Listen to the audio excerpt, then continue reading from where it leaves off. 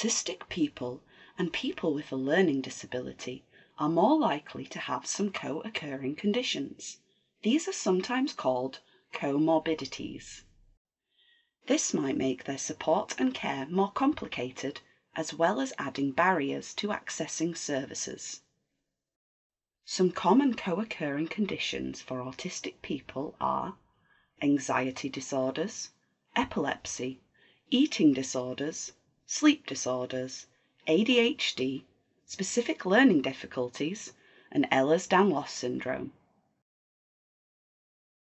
Some common co-occurring conditions for people with a learning disability are epilepsy, diabetes, cerebral palsy, severe mental illness, and dementia.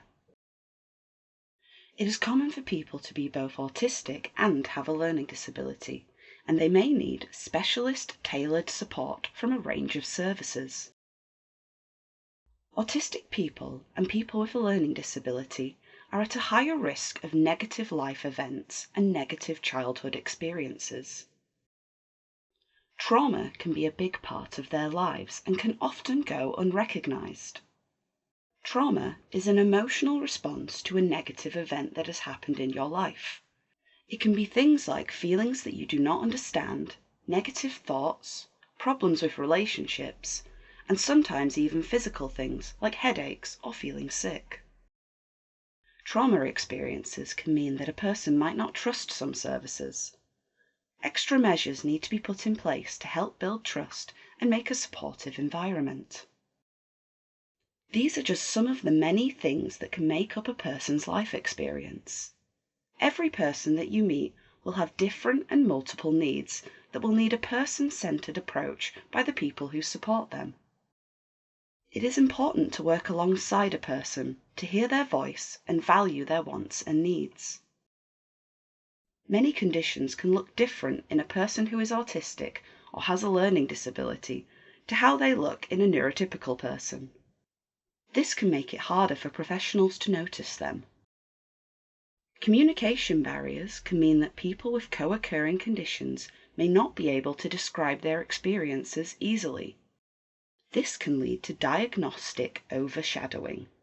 This is where symptoms are wrongly connected to someone's pre-existing disability instead of diagnosing the co-occurring condition. For some autistic people and people with a learning disability, difficulty communicating a co-occurring condition can be seen as challenging behavior, such as self-injury or aggression.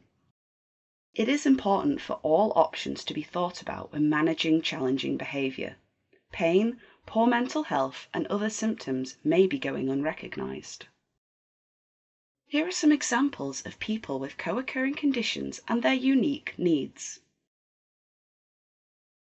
Samir has a learning disability and epilepsy. It took a while for his epilepsy to be diagnosed because his seizures were mistaken for confusion and a lack of concentration. The neurologist makes sure that all information given to him is in easy read, so it is accessible to him.